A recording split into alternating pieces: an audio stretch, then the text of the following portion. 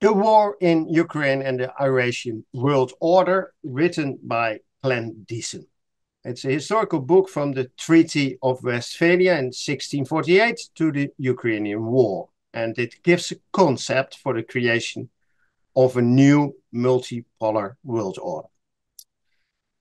Professor Glenn Diesen is a Norwegian scholar specialized on the subject. His book got fantastic critics from prominent international scholars like John Mearsheimer and Jeffrey Sachs. He presented in January 2022 as well, a big study, Russophobia. Welcome at Alternatief TV. We ask where the mainstream media is silent. I'm Ab Gietelink, today in dialogue with Mr. Glenn Diesen. Welcome in the program, Glenn. Oh, thank you so much. It's great to finally speak with you. Um, well, first the question, maybe you can introduce something about your background. What is your background? Well, I'm, yeah, as you mentioned, a Norwegian scholar, but I lived abroad for about 20 years. Most of those 14 years in Australia, but I also did part of my PhD actually in Netherlands, but also Oh I yeah? worked Where? Where? um, uh, um, Amsterdam Vrije in Amsterdam South. Right. I'm actually a Dutch citizen as well, because my mother's side of the family are Dutch, so most of my family are actually from Roosendaal in the south. So Okay. I'm yeah, but yeah, so but I was yeah working at the university teaching in Australia until um, yeah about 2017, and then I moved to Moscow, where I worked as professor at the Higher School of Economics, an institution that focused largely on Eurasian integration. And then, yeah, for the past 4 years, I've been working here in Norway. Yeah. You wrote, I find out, a book, Russophobia. Uh, you just published it before the Russian invasion in Ukraine. Can you tell us something about it? We're not going to have a big discussion because we're going to have a discussion about your new book, but Yeah. something about this old book. Yeah, well, it was an unfortunate time for it to come out. It was my ninth or tenth book, and it came out in January of 2022, so right before Russia's invasion of Ukraine. And I feel instead of giving reviews of the book, I spent most of my time explaining that Russophobia meant irrational fear and hatred of Russia. So there are good reasons, or you have rational reasons to fear Russia, like there's rational reasons to fear any country in the world. But I made the point that this is based on Russophobia is the product is the result of propaganda, because propaganda is also falls within the social sciences of how you convince an audience without appealing to reason. So it's the tactics where you exploit the non-rational aspects of human being, because we are group animals. A lot of the things we do is still based on instincts. So it's a way of exploiting the way human beings learn, but also how they adjust to the perceptions of the group, how you exploit us versus them, which is very deeply built into the mentality. So it's you know it was a very rewarding book to Well, what write. is what is in fact your exact profession? Because this is a kind of mass of psychological, social, and I got the impression you have historical background as well. Is that right? Yeah, well, a lot of this is history as well, because if you don't look at where propaganda originates, it does most of the literature actually came out ahead of the and before and after the First World War, and again, a lot of this would be one of the main propagandists who worked for the U.S. government was Edward Bernays. Again, his father was Freud, Sigmund Freud, and he had kind of built on the same Right. idea that the group psychology is very irrational and it overrides individual reasoning. And so he looked at how this can be exploited. So a lot of this has a historical topic to it as well, but it does fall within international yeah relations. So, but yeah, Okay, then we're gonna start on the book. It is translated by Nico Noord. It's from the Blauwe Tijger here in Groningen. I mean the translation, and but of course the original was in English and in Norwegian maybe. No, not Norwegian. No, No. in English. Um, let's start with the. I mean I read it. It's interesting. 1648. The concept of the Treaty of Westphalia. It's the end of the 30 World War, and you call that the beginning of modern history. First of all, what is the treaty and the concept of that Westphalian world order, which is important to understand the war in Ukraine? Well, I point out that the Peace of Westphalia is the origin of the modern world order because, as we noticed throughout the 30-year war between the European powers, which was extremely destructive between 1618 and 1648, we saw that none of the major European powers were able to actually defeat all the others and restore a hegemon that is you restore a Roman Empire, so an international system or European system based on only one center of power. It wasn't possible to achieve, and this was the main discovery as well. That even because a lot of this was also not just a dispersal of power, so many centers of power competing against each other, but the values and foundation or legitimacy for sovereignty as well had been fragmented with the Reformation. So you had Catholics versus Protestants, and the idea was that each religion would well be united. But again, we saw that the French were willing to ally with the Swedes in order to balance Habsburg. So every time one dominant power seemed like it could win, others would balance it.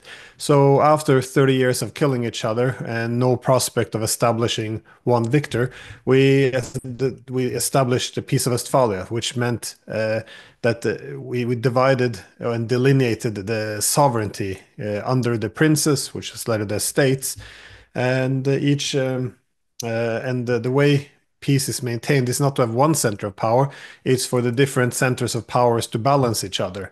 And also with this comes the recognition of security competition. That is, if one state wants to have security, you also have to make sure that your opponents feel secure as well. If you increase your security at the expense of their security, they will likely respond in an unfavorable way. So this has been more or less the world order we've had over the centuries since. Of course, you had people like Napoleon, Hitler trying to overthrow this and establish a system, a new hegemon, but it was always balanced. But now, after the Cold War, we saw a fundamental challenge to that world order, which was because during the Cold War you had two centers of power. Towards the end of the Cold War, the Soviet Union collapses. Now there's only one center of power left, which is the United States. And this is when it had the question they had to answer is what kind of international system did they want to establish after the Cold War? Do they have a multipolar system based on the UN Charter, or do they pursue a unipolar system, a new hegemon, a Yeah, new Roman Empire? yeah. To go back, we're gonna talk more about that. But to go back to the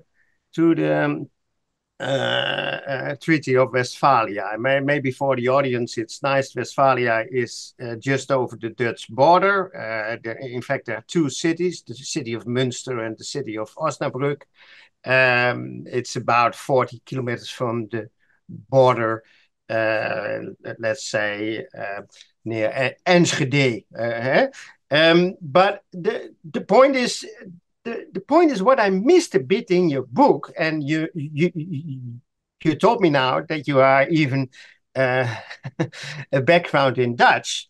1648 is a very important date in the Dutch history. The concept, it's not only the 30 years war, it's as well the end of the 80 years war in the Netherlands, and the recognition from the Republic of the United Netherlands. What? Why didn't you? Well, I'm not sure if you didn't even mention it, but you don't make it to an important thing in your book. This Dutch dimension in the Treaty of Westphalia. No, that's fair enough. That could have gotten a larger space or any space for that sake. But again, in some areas, because it's a very wide topic, yeah, there has to be some cutouts, I guess. But the main way I defined world order is based on two things. One is the distribution of power, that is how many centers of power, and the second is the legitimacy. So that's kind of how I assessed the key Right. foundations of Westphalian order, because again, in under yeah, like Holy Roman Empire, we have one center of power based on one faith, so one source of legitimacy to rule of other peoples. In a Westphalian system, my whole point was that you have many centers of power, and no longer do you have one common church, which has then the essentially the right to rule or represent other people. So this kind of laid the values for, well, which supported the principle of sovereignty, that yeah, that each prince should be able to choose their own religion, etc. So I guess this is the main reason I focused only on these two variables. Right, right. I like to go with you because I first thought when I got the book that you would write an historical thing, and I missed this a bit because I'm very much an historical center. But I like to give you some comment on that. Um, this Westphalian order stayed, in fact, till the Napoleonic times. That's 1789 to 1815. You don't mention but then the next is, in fact, what you call the Concert of Vienna in 1815. How do you consider this transition period, this Napoleonic period in your theory? In terms of how world order was shifted, you mean? Right, right. As a world order, as a possibility to create a new world order, because Napoleon said as well that there was a kind of balance of power between, let's say, the continental powers against the British. Yeah. No, exactly. And that's also how they wanted to challenge the competitive advantage of the British, which is this Napoleonic continental system where you cut off trades with the British as a way of eliminating its competitive advantage. Now, I indeed even draw parallels to this as what I refer to the Eurasian world order, because if you differentiate between maritime hegemons and continental land powers, this is one way you do it. The land powers comes together in order to decouple from the maritime hegemon. Right. Now, but of course, under Napoleon, you had the same ideas. You have this, yeah, even some of the first time, this idea of a yeah, United States of Europe almost pops up as a concept. So unifying like one center of power in Europe. It's also under after French Revolution. It's also more built now on liberal ideals as well. So this is something not just after French Revolution, but I point out that you actually have it after the Bolshevik as well, which is um, after the French Revolution. Yeah, after claiming. The Brotherhood of Nations, etc., Right. etc. They move on to suggest that the French will come to the assistance of other peoples also seeking their liberty. So suddenly, under this universal principles or universal ideals, claiming the right to again support, represent other peoples. So I see the Napoleonic era as a key challenge to the Westphalian world order. Right. But also when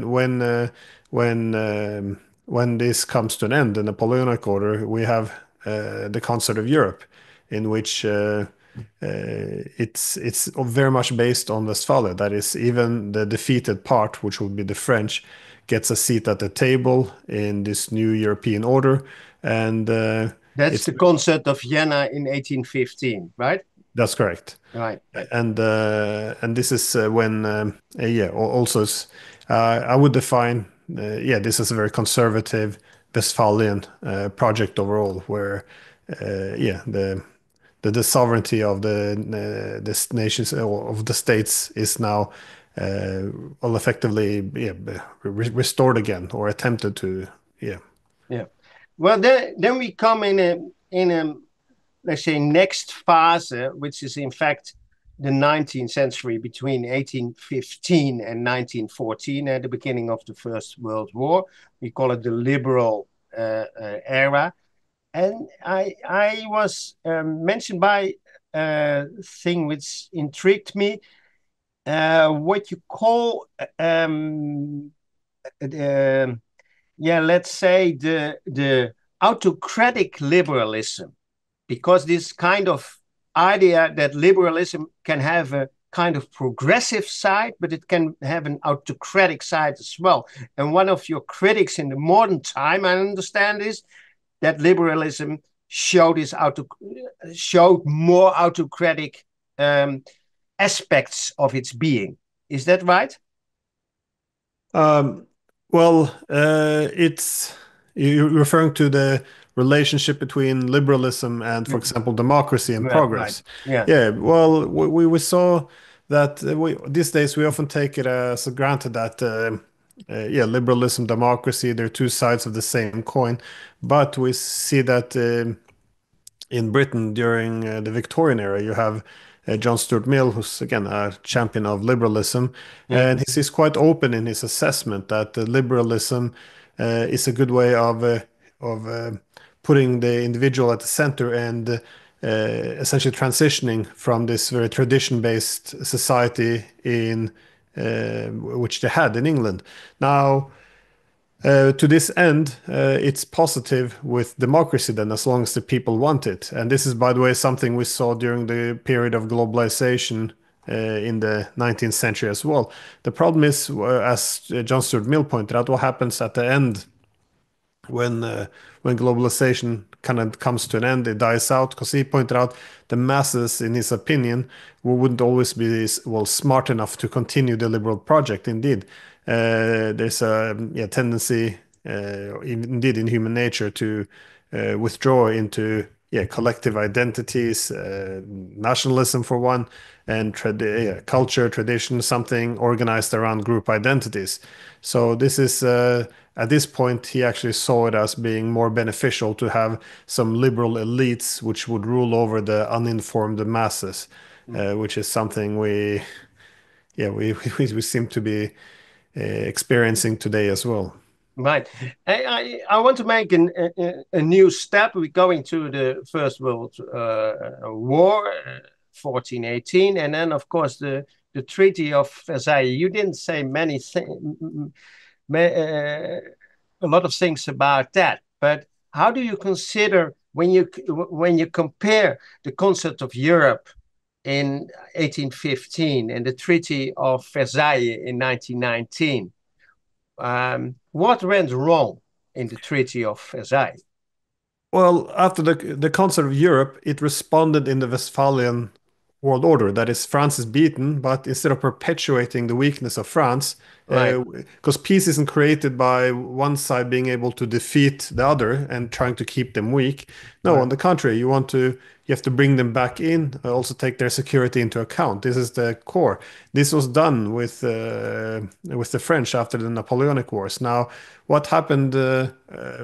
With the Treaty of Versailles was very different. The Germans were defeated, and this treaty was designed to effectively perpetuate the weakness of Germany. So, they were defeated. Peace would depend on keeping them weak, and obviously this meant little to no security for Germany, humiliation, and this also, I think, was a large extent a product of propaganda, as this is something we discussed early on. If you portray your adversaries, as the Wilson administration did quite well, as being evil and you're good, under such war propaganda, it's not good for the Westphalian system because if you're good fighting evil, then peace is created by destroying your adversaries, not finding compromise and taking into account their security concerns.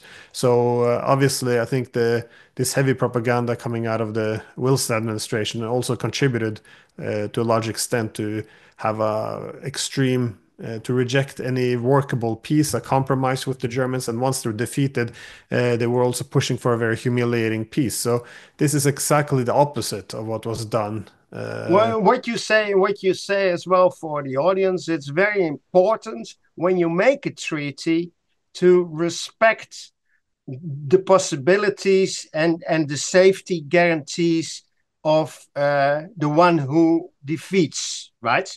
And this went wrong in Versailles and was 20 years later, in fact, the beginning of the Second World War, right? Exactly.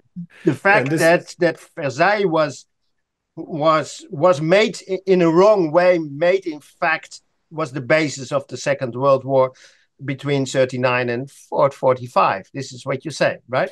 exactly. So Vienna, 1815, we bring the French in, they get a seat at the table. Mm. Again, Westphalian system. Um, After the First World War at the Treaty of Versailles, we do the opposite.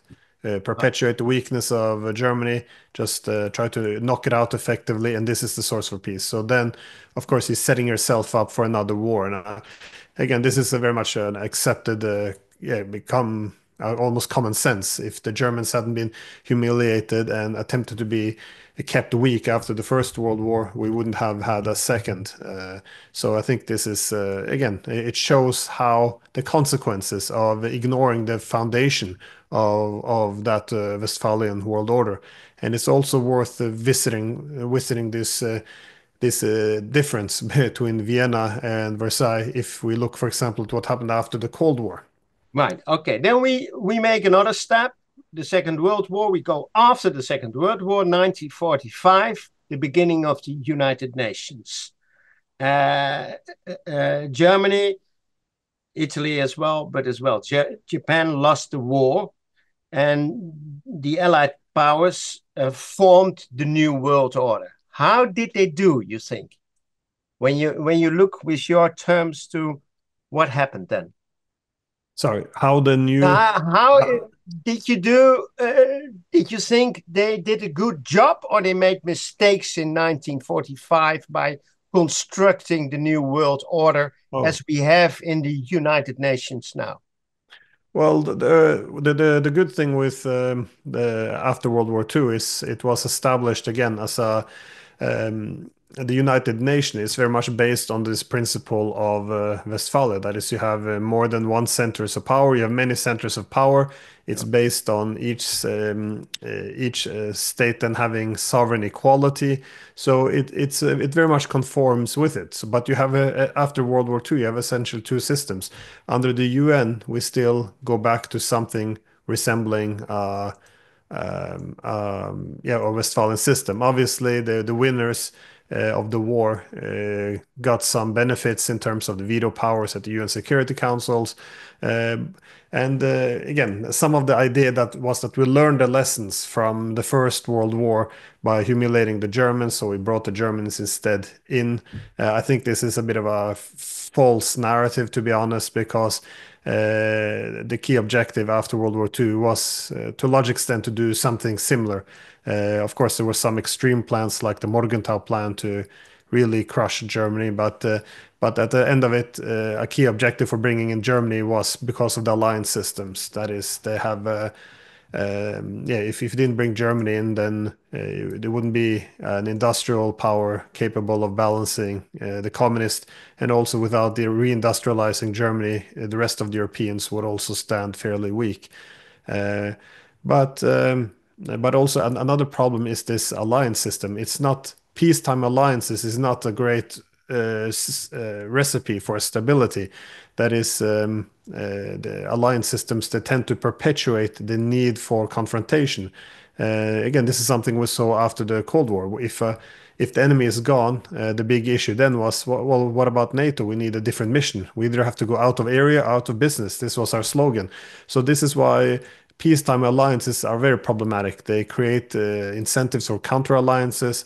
They, again, need this to perpetuate conflict. And this was a key problem during the Cold War. But again, we had like a dual system. You had two separate worlds, the communist, the capitalist, but overarching architecture of the United Nations. I think that conformed well with the Westphalian Yeah. system. You know, what you say, we talk about the era now of the Cold War, 1945, 1989, 1991, depends how you want to control it. But what is important that you say as well, that alliances, there were in fact two, NATO and Warsaw Pact, was in fact a big problem. And it is still the problem that NATO is more a problem than a solution.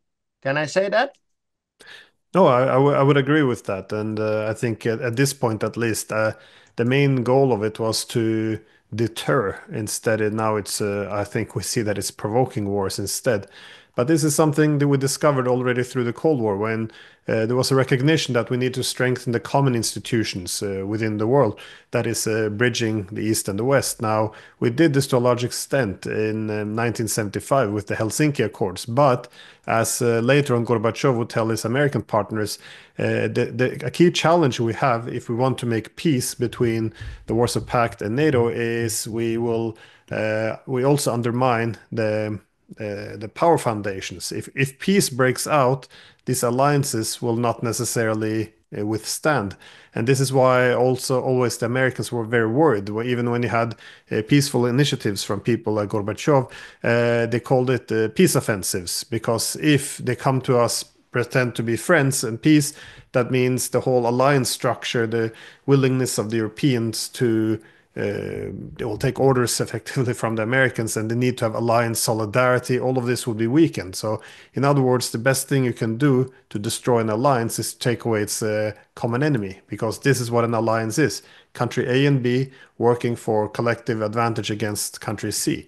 So again, this was a key challenge, and I think compromises were made towards the end of the Cold War. But of course, when the Soviet Union collapsed and it was replaced by an increasingly weakened Russia, it removed the whole incentive for making compromise. And instead, I think NATO was then converted into a collective hegemon. So we revived the bloc politics. Yeah, we're going to the next phase. You mentioned already the Soviet Union collapsed in 1991, and then the next phase is in fact 1991 to 2014, you can say, right? Which is in fact the expansion of NATO. Can I just can I just point out one more thing during Cold War, because I think it's important. This whole thing with the alliance system, when peace breaks out, why it's so dangerous? Because it's not just in Europe; it was also in Asia. For example, in 1956, when the Soviets and the Japanese attempted to reach a political settlement on the southern Kuril Islands, the Americans got very worried. They even threatened to annex Okinawa if they would make this peace with the Soviets.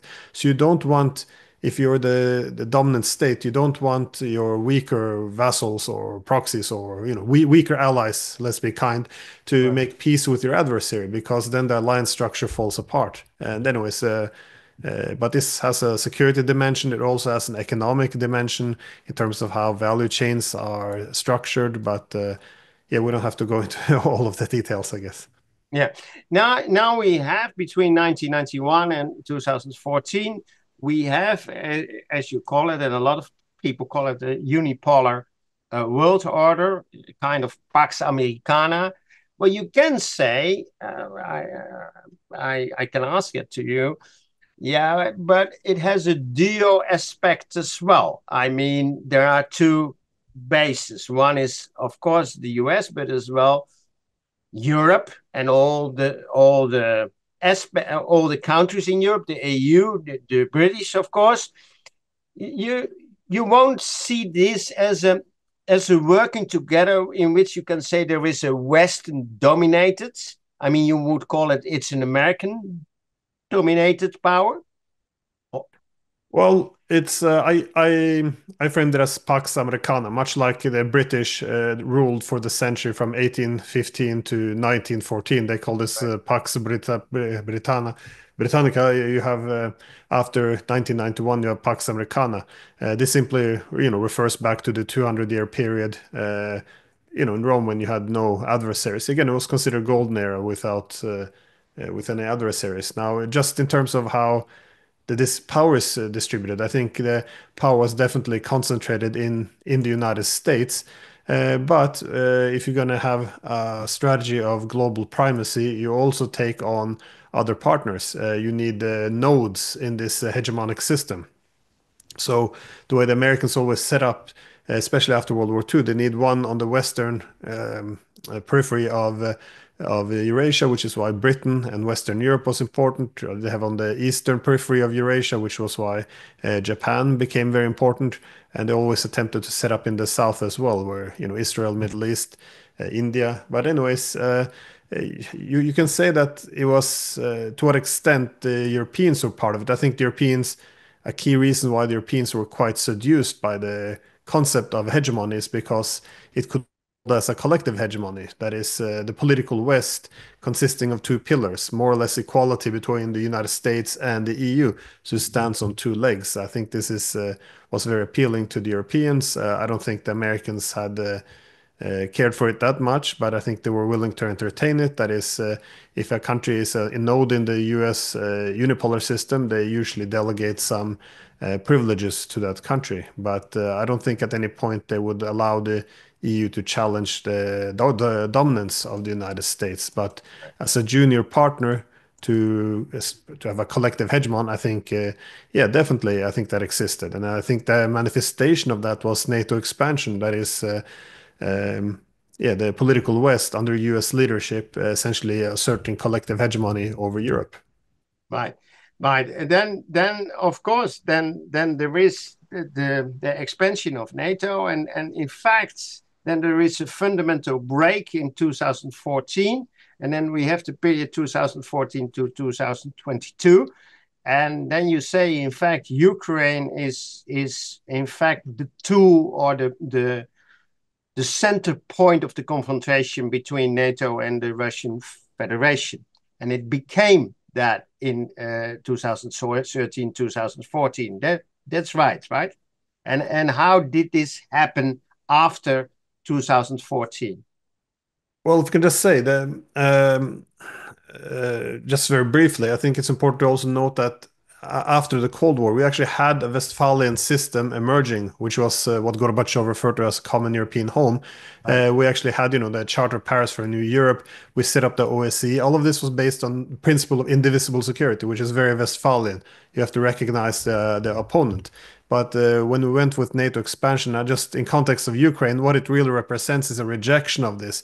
It's a hegemonic system, one where NATO would continuously increase its power at the expense of Russia, and Russia would have no seat at the table. It became a new Treaty of Versailles. We would have peace by simply keeping Russia weak. This is what a lot of Americans also explained NATO expansion. Listen, we expand NATO. Yes, Russia will be angry, but they're weak. It doesn't matter. And if we have conflict with them in the future as a result of this, at least we have them surrounded. Now, this is something obviously that annoyed the Russians immensely since the 1990s. And again, many American leaders pointed this out as well. They recognized it. Even Bill Clinton recognized expanding NATO could restart the Cold War. But everyone recognized that Ukraine was different, that, stepping over on Russia's toes, ignoring its security, pursuing zero-sum or pro-bloc politics instead of indivisible security. All of this is something annoyed them. But Ukraine was always known to be a very critical, dangerous red line.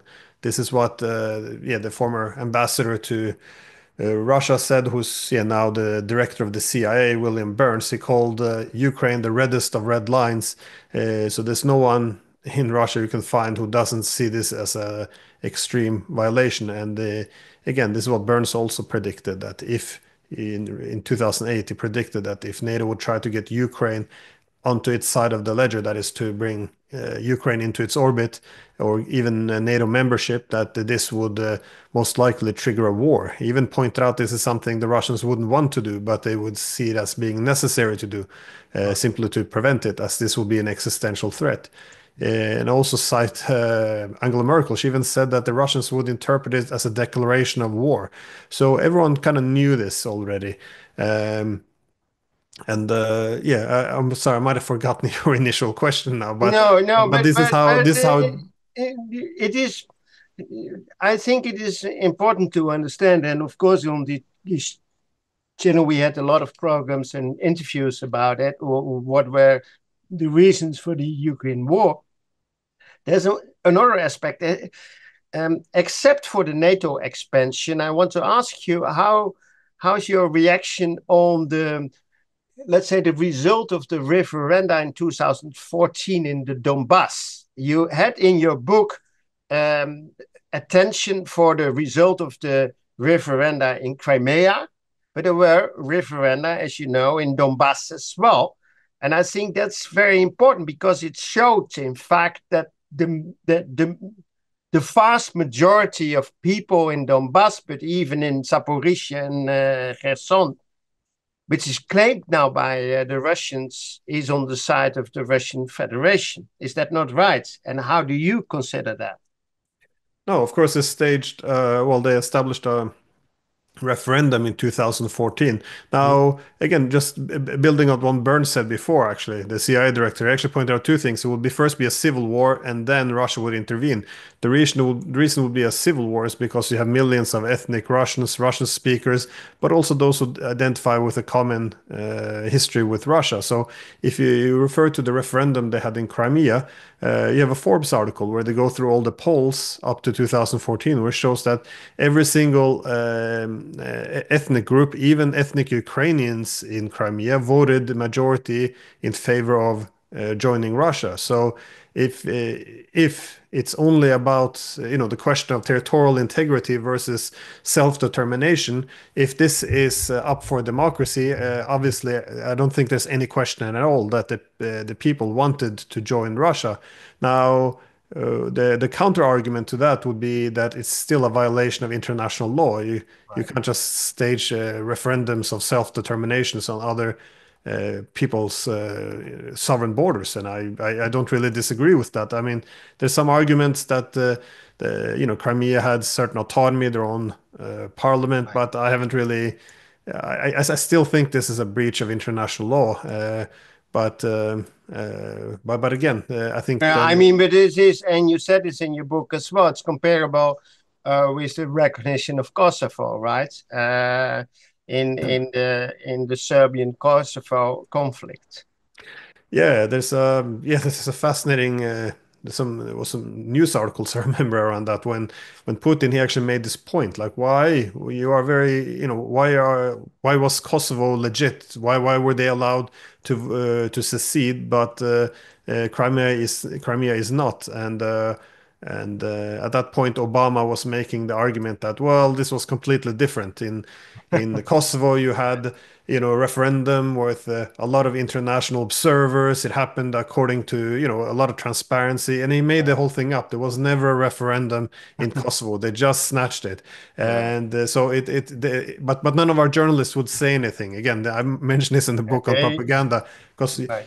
the thing is, you have two narratives. It's our narrative or the Russian one. So you can't take the side of the Russians. So if our side says something that's obviously false, we can't comment on it because Yeah, then but it's seen as but taking the Russian side.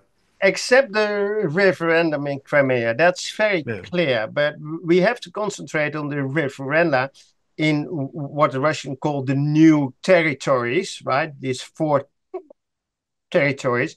And there were, Oh, in yeah. fact, in Donetsk and Luhansk, there were, in fact, two referenda, one in 2014 and one in 2022. And isn't it true? And I'm curious how you judge that the majority, the vast majority, and then you talk about maybe 90% of the population wants to be with the Russian Federation. And that's a yeah, that's not only a fact, but it's a very big problem in the legitimation of the war which we make now against the Russian Federation in this area. Yes, but I would point out that Russia didn't support the referendums in Donbass in 2014 because Right, they were afraid that, again, just for context, they saw Crimea as being more of a safe thing. First of all, it was necessary because that's where the Black Sea Fleet was, and they saw that the main reason why the Americans backed the coup in Ukraine is exactly to get Crimea away from the Russians and put it in American hands so they can push Russia into Asia. This was essentially the same objective as during the Crimean War in the mid 19th century. Now, so this was their main objective, and they saw this was possible because the island was, or sorry, peninsula was transferred. The administrative borders was transferred to Ukraine in 1954 as a part, uh, when they were the same country. So a lot of this was already kind of weak. The Crimeans had their own parliament. It was clearly delineated since a peninsula.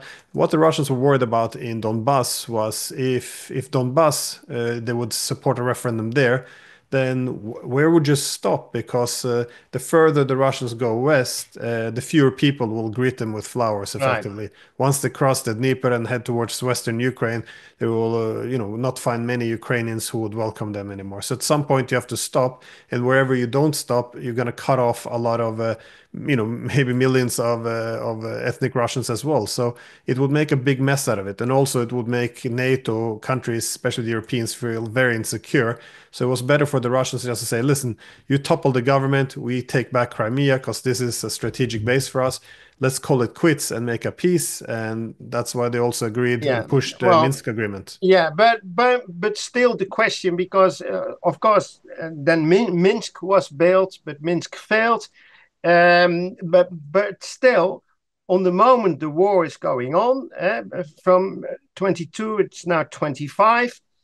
We hope for a peace settlement the coming months, one of the coming months. But still, the question is, where will be the new border, and where do you think will be the natural border when you say that people have self determination, these areas have self determination and could choose free? What do you think these people and these areas will choose?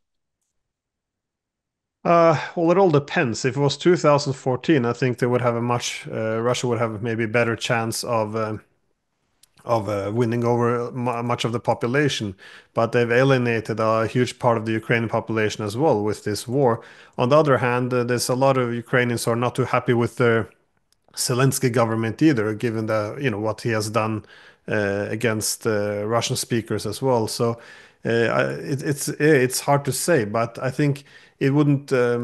I think it would where the borders are drawn. I think it depends on where the security or what kind of security agreement we might be able to reach. I tend to be a bit pessimistic.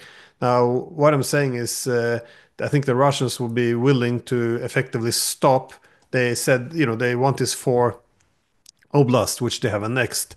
That is Lugansk, Donetsk, Kherson, and Zaporozhye.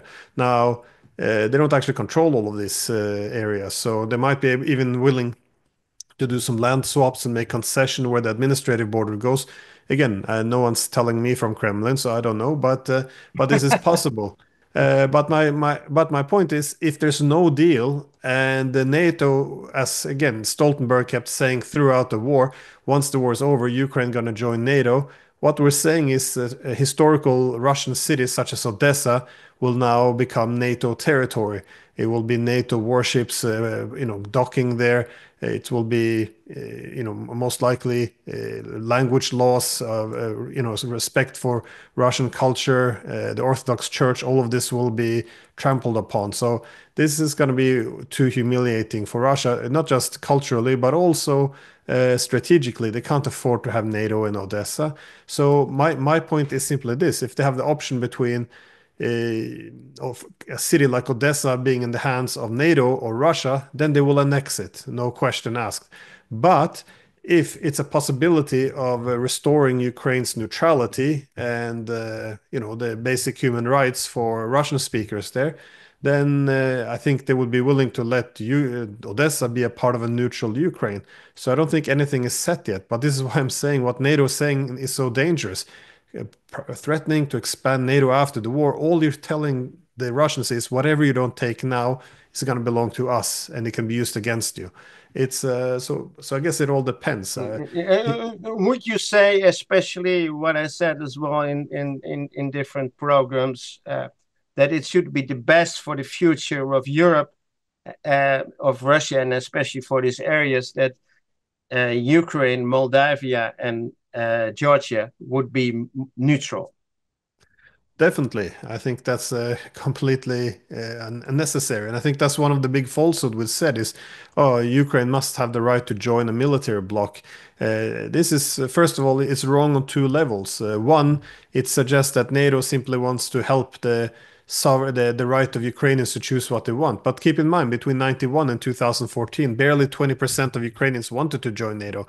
We pushed very hard to pull them into NATO. We topple their government. So this is not to help Ukraine. This is to expand NATO. And the second is there's never been such a principle ever before. Countries like Mexico, they have the freedom to, have economic ties and political ties with any country they want. But Mexico doesn't have the freedom to host Russian and Chinese military bases. If they would do this, America would bomb that country to bits before they would ever permit this to happen. So it's quite absurd. And again, it should be common sense. I think in the West now we have this propaganda where we say, well, if you try to explain what Russia will do, then you're legitimizing it. So, now you have to be canceled. So it's a very absurd logic, but it's again, what I've been arguing since 2013, if we try to pull Ukraine into NATO, Russia will destroy it because it's a threat to its existence. It's just the reality of what they will do. Ignoring that reality, I think, is the most immoral thing we can do because then, we see what's happened now. This is also why I said all the way through the war from 2014, if we really care about Ukrainians, for God's sake, recognize their neutrality. If we do otherwise, Russia will take the territory and it will destroy what's left to make sure it can't be used against Russia. I mean, this should be common sense. And I think the Georgians, as you mentioned, they realize this. These days we present the new Georgian government, not new, but the current Georgian government as being pro-Putin and anti-West. Nothing could be further from the truth. They still want to join the EU. They consider themselves pro-European, but they don't. But they realize that they're living on the Russian border. If you start to host hostile forces and put in American missile systems, they're going to be destroyed. The Russians will crush them. And so you have to respect the neighborhood you live in. And I think, again, it's quite reasonable. And just as a final note, I think we tend to portray this as well. Now we're giving Russia a sphere of influence, which suggests exclusive influence. But in 2008 and onwards, the Russians actually called for a different concept, which was sphere of interest, not influence. Now, sphere of interest is different. It's not, you don't demand exclusive influence, but what you say is when you're operating on our borders, you have to take our security into concern. Again, a very Westphalian thing to do. Same as if Russia is in Mexico, you have to take America into concern, their security into concern. It's common sense. We haven't really approached this in a sensible way, I think. And if we approach it in a sensible way, it's not like we're doing favors for the Russians. We're doing a favor for ourselves. Because if we don't threaten the Russian security, then they won't do what they have done now, which definitely undermines our security. Yes, and the final aspect, it's a bit of positive thing. You started already. It's the Eurasian Westphalian order, right? When we take a more positive stand on this, what would you advise and how would this Eurasian Westphalian order look like? Well, it's a system. Again, I relate it a bit back to Macinder's idea about how maritime powers are more have a greater proclivity towards hegemony. But anyways, the main idea is that this is not one hegemon. There's many centers of power. So again, if you go back to the ancient Silk Road, it's very scattered. It's not concentrated as it would be under a maritime power. And it's not just many centers of power, but it's also based on civilizational distinctiveness. That is, you reject universalism. And I always make the point that this is something we should be very happy at when we see China, because you would think if a power grows as powerful as China, it's reason to be worried if they're going to start to claim the right to represent other people. But they actually have this global civilizational initiative, and they keep insisting that no one civilization can tell another one how to develop. Now, this is good news, I think, because if we fear China becoming dominant, the worst thing you want to see is them pursuing an ideology such as liberal democracy, where they can, not that there's something wrong with liberalism, but where they say that we are, this is a universal value, we are the best at it, we represent it, now we have the right to impose it on others. This would be a nightmare, coupled with hegemonic power, and they would then embrace these universal principles, which legitimizes them intruding in the sovereignty of other states. I think then we would be in deep trouble. But you don't actually see it, and I think that's a yeah, a positive aspect as well. And again, it could create a more stable international system as well, I think. And this has been one of my criticism as well of all these sanctions we're doing, because I think across Eurasia, a natural balance of power would emerge. Now we're very worried that the Russians are too dependent on China. Well, the Russians are worried too. They don't want to be too dependent on China. They want to diversify, so don't become excessively dependent on one country, because then it could form into a more dominant position.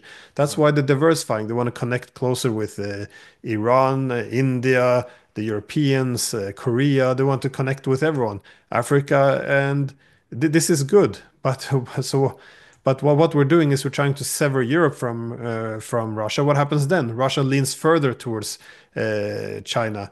See now the cut following destruction of Nord Stream. All the gas now goes to China. The Russians are building gas pipelines to Iran. This is not what we wanted. We want a natural balance of power to emerge, not confrontational and militaristic, but prevent this concentration of power. Okay, last, very last question. You think there will be a peace treaty the coming months or not? With Uh, Trump now in power and he promised us this? I think I'm a bit critical. I think it depends a bit what happens on the battlefield as well, and also how Trump plays this. I think that the main problem is we could have had a peace in beginning of 2022. I mean, only today I noticed that the former advisor of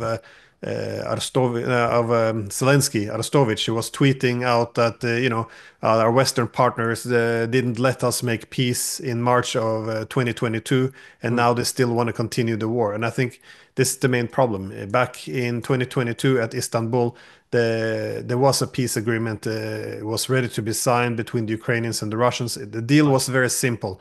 Russia pulls back its military forces to where it had been before the invasion, and in return, Ukraine would accept restoring its neutrality.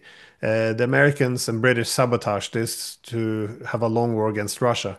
Now, of course, 3 years later, there's two consequences. The Russians will not trust NATO anymore.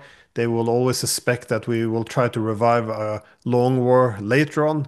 Indeed, you see European leaders saying this, oh, let's just have a ceasefire. We can rebuild Ukraine and remilitarize it. So they don't want this. They don't want a ceasefire. I think that's a non-starter. They want a political solution or nothing. And the political solution has to be restoring neutrality of Ukraine. So what was achieved in Istanbul, plus the territorial concessions. That is, Russia now says there's a territorial dispute since the Russians annexed four oblasts, by the way, that's where it comes from. But nonetheless, they want this to be ceded. Now, if there's, I think the Russians, again, I think there's room for maneuver. At least my instinct is when I go to Moscow and all, I get the impression that they might be prepared to change administrative borders. But again, I don't have any evidence for this, but something might be able to be done. But the territory they're holding now, at least, they're not giving up. And because, again, there's no trust. When Trump is gone, the new American administration can come and they say, well, we're back at NATO expansion. And no, so these territories are now in the hands of Russia. Now, if they can achieve these two things, neutrality and find some compromise on the territories, which is like 20% of Ukrainian land, then of course I think the Russians would want a peace with the Europeans. Ideally, they would want a new European security architecture, though, something to replace the zero-sum bloc politics. Right, Ideally, revive something Westphalian. right. Uh, but short of this, I mean, it's a big, big demand from the Russians. You know, the Ukrainians lost hundreds of thousands of men, which are now dead. They lost 20% of their territory. They will have no security guarantees at all from NATO. It's a very difficult thing to sell, even if Trump wants this. How is he going to sell it to the American political system? I mean, he's not king. He has to get some support. So so it's going to be very difficult. And at the same time, the Europeans seem to be doing everything they can to sabotage even negotiations with the Russians. And Zelensky doesn't want to do anything. So if this is the case, I just think the Russians will go for victory and take whatever they want or need. And this is something I think is bad for Russia because I don't think an excessive victory is good. I think it's horrible for Ukraine. It will destroy their nation. And indeed, if Russia has to feel safe by taking, for example, Odessa, I think it would undermine European security as well. So I hope, of course, that there will be some negotiations and yeah, political settlements. Okay, Glenn Diesen, very grateful for the interview. Thank you very much. Ah, thanks so much. Sorry for the long answers.